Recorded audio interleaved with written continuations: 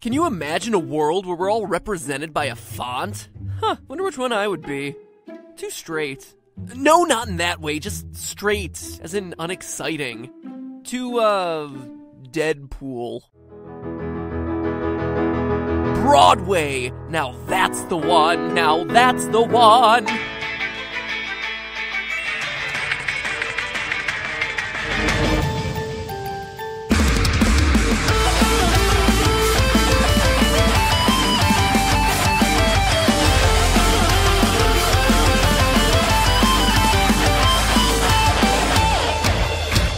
Hello, Internet!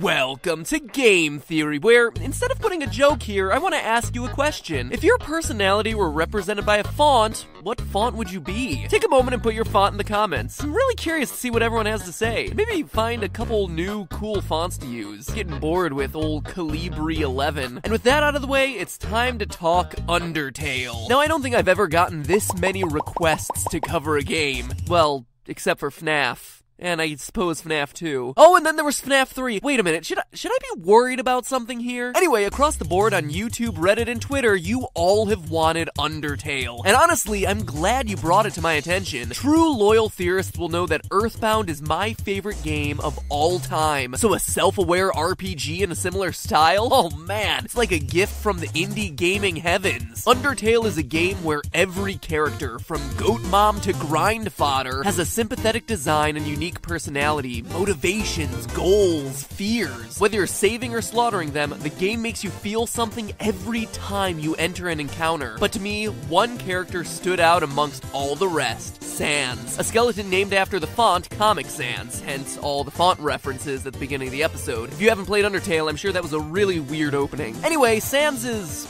well, there's a lot of mystery around this guy. And before we get into it, let me put up a very special spoiler warning. Undertale is a game best experienced blind. So if you haven't played it, pause the video and come back after you've finished. I promise you won't regret it. Alright, so everyone out of the pool and ready for the adult swim? Good, because I'm feeling pretty determined to get to the bottom of Sans' mystery. So just to recap for those of you who haven't played the game and ignored the spoiler warning or just need a refresher, Sans is one of the two skeletal brothers who appear in the game. His partner is Papyrus, a loud, goofy trap lover also named after a font. But in the world of Undertale, their origins are a big question mark. All that we really know is what's given to us by a shopkeeper in Snowden, who explains that Sans and Papyrus, quote, just showed up one day and asserted themselves. Weird, right? What's more is that, while Papyrus is just kinda the goofy sidekick, Sans is much more complex. Sure, he likes fart jokes, but he's also incredibly powerful and deadly serious. Not only is his boss battle the hardest in the game, he's one of the only characters to have knowledge and power over space and time. He often takes shortcuts around the world through ridiculous routes, even walking through walls. He also acknowledges that he's only one of infinite versions of himself, making self-aware commentary of the various timelines that you've played through in the game. He can even count the number of times he's killed you. He acts like an arbiter in this world, passing out judgment on the player's actions in the game, even explaining the secrets of EXP and love, or execution points and levels of violence, just to clarify. In short, he just doesn't quite fit in with the rest of the world of monsters. But then what? Or who is he? Well, the idea that he doesn't belong in Underworld seems to be correct. The evidence seems to point to the fact that he was, in fact, formerly a surface dweller. In the true pacifist ending of the game, as the group looks out onto the horizon, Papyrus asks Sans about the giant ball in the sky. Sans says, quote, "We call that the sun." This is important because A, the usage of the word we and knowledge of the sun shows that Sans has a kinship or knowledge with other humans, and B, that despite he and Papyrus both being skeletons, are supposedly brothers, and apparently appeared in Underworld at the same time, they clearly have two very different histories. Why would Papyrus not know the name of the sun, but Sans would? We get further clues as to Sans' origin as we hear him say multiple times that he wants to go home, or go back. He says as much during his dinner date scene at the Metaton Hotel. He notices that the player must want to go home and says, quote, "I know the feeling." He then continues continues, maybe sometimes it's better to take what's given to you, as though he ended up in Underworld by accident. And in a genocide run during his boss fight, he says, quote, "Look, I gave up trying to go back a long time ago." End quote. And before you say he means going back to the surface world, that's clearly not the full story. His very next line of dialogue is, "And getting to the surface doesn't really appeal anymore either." Key word here is either. Yes, he seems to hail from the surface and wants to go back, but based on his dialogue, he no longer considers it his home. It's as though the surface world he once knew is gone, as though he's from a different time. It's pretty intriguing. So we're left with a being that appeared out of nowhere, presumably from the human surface, but from a different time period, who seemingly has the power to teleport. That's a lot of questions and not a lot of answers. But here's where things get really interesting. Sans has a hidden workshop that takes a fair amount of searching to find. You could say it takes a lot of determination to unlock. Anyway, obligatory determination references aside, as you start to look for this Easter egg, Sans gives you a key to his room with the words, "It's time you learn the truth." After some searching, you find the workshop, which contains items that leave even more questions. A photo album featuring Sans and a bunch of smiling people you don't recognize, a badge, blueprints with illegible handwriting, and a broken machine hidden behind a curtain. In the latest update, one more detail was added, a hand-drawn picture of 3 smiling faces with the words, "Don't forget." So what's it all mean? Well, a lot of Undertale theorists have been linking these details to a mysterious figure named W.D. Gaster, a ghostly character who never truly appears in the game. Honestly, covering him is a theory all unto itself, and probably one best saved for another day. Even still, none of the Gaster theories I've seen have been able to explain all the details, in particular the photo album and the badge. And that's what kept nagging me as I researched Undertale. A badge? That one in particular really stuck out to me. Why would such an oddly specific item be included in this huge Easter egg of a room? Something that supposedly reveals the truth about Sans. Badges just aren't important in Undertale. And then it hit me. What if it wasn't from Undertale? What if this badge was from a completely different game and was, in fact, the most important badge in the history of gaming? The Franklin Badge. Now, for those of you wondering what I'm talking about, the Franklin Badge is a pivotal item from the Mother series. You know, the one with Earthbound. Or maybe you don't know that one either. You know, the one that Ness from Super Smash Bros. Yeah, well, Ness is from Earthbound, and Earthbound is the second part in this larger Mother trilogy. Alright? Good. Anyway, the Franklin Badge is a really important part of that series. It gets its start in the very first game and carries through the whole trilogy, saving your life multiple times in the process. It's so important that Nintendo has made it a staple item in the Smash Bros. Series. So I asked myself, what if the badge in Sans' drawer was that exact badge? Well, first off, it'd make Undertale connected to my favorite game, thereby making it even cooler. But that's still a pretty big logical leap. I needed more. And let me tell you, as I started looking, more and more pieces started to fit into place. At the end of Earthbound, you're given a photo album covering your adventures throughout the game. To me, it's one of the best, most satisfying endings in gaming to look back on your journey in picture form. And what does Sans happen to have in his other drawer? A photo album filled with pictures of Sans with people you don't recognize. Of course, you don't know them. They're not characters present in Undertale. And note the word that's used here. People you don't recognize, not underworld monsters. So that's 2 items oddly linked to the Mother series, but then how do the blueprints and broken machine fit in? Well, in the final stretch of Earthbound, Ness and his 3 friends must travel to the past in order to have their final battle against the evil alien Gygus. To do that, Dr.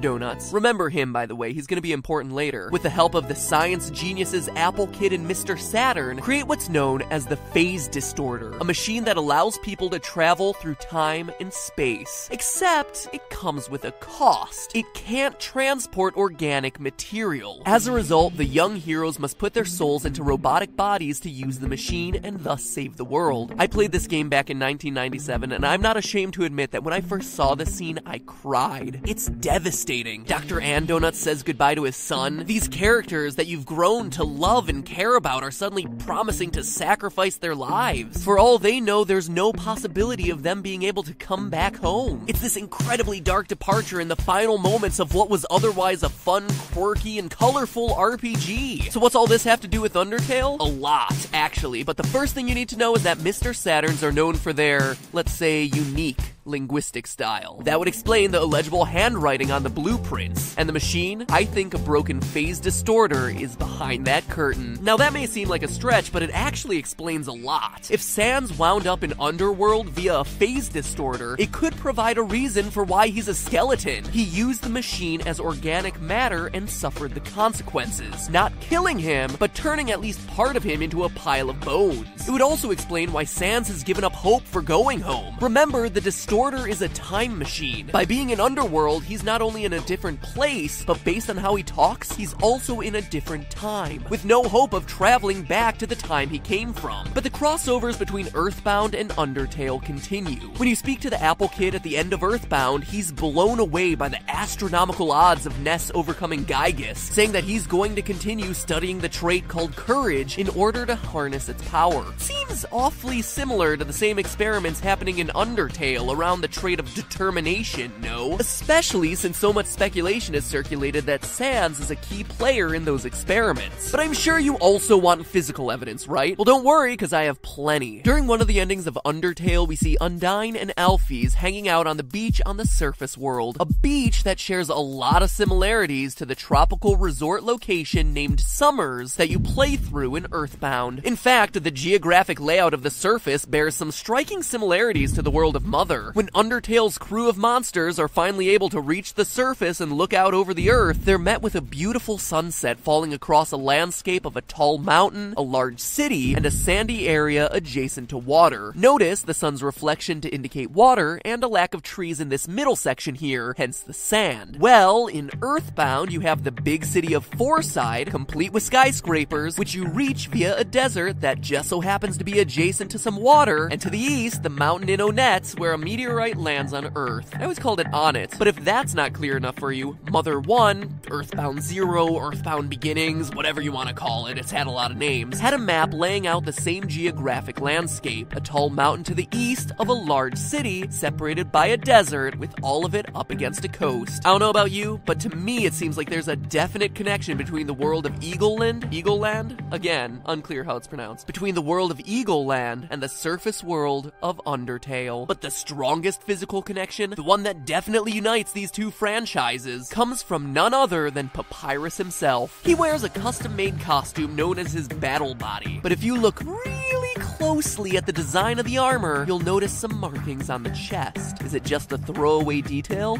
Oh no! That right there is an exact match to the ones that appear on the chests of Starman, the most iconic enemy of Earthbound. And look at the way he stands. I always thought it was awkward until I looked at the two characters side by side. Papyrus's curved arm and hand is a direct match to the curved arms of the Starman in the Mother series. In short, we have some incredibly strong proof that the Earthbound universe is somehow connected to the Undertale world, which brings us back to our initial question: who is Sans? Well, what if we took it one final step and said that Sans happened to be Ness from Earthbound, sent through the phase distorter during a test of courage, carrying the Franklin badge and his photo album in his trusty backpack. Not only do all the items in the workshop suddenly fit, but so does Sans' behavior. Remember, Sans can seemingly teleport, and Ness just so happens to have the PSI ability to teleport. Now look at the way Sans always stands, hands in his pockets, directly facing the camera. It's a very similar stance to how Ness is depicted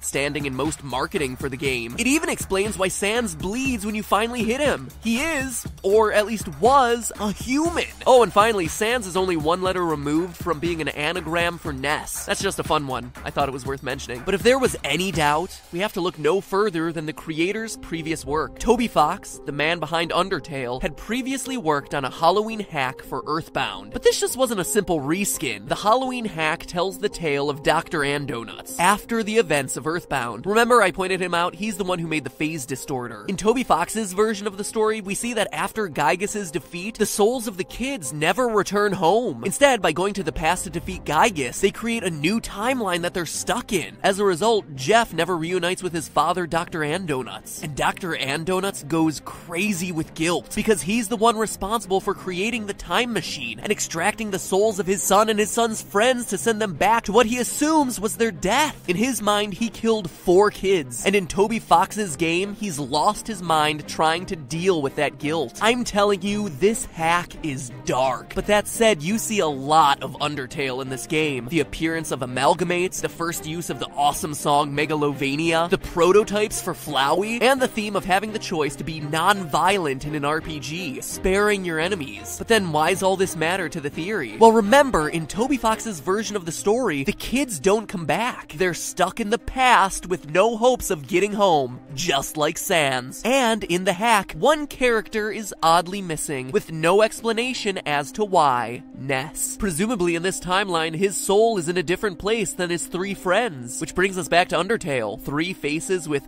"Don't Forget" written on it. It's Ness trying to remember his 3 friends. In short, Undertale is a continuation of Toby's version of Earthbound, with Ness never being able to get home, adopting the name Sans, and accompanied by Papyrus, a former Starman, an alien force able to speak English and still equipped with his armor and signature posture, but without any knowledge of earthly things, like the sun. The pieces all just seem to fit. And all we need is an appearance from Pokey/Porky, and we've got ourselves a true sequel. But hey, that's just a theory. A game theory. Thanks for watching.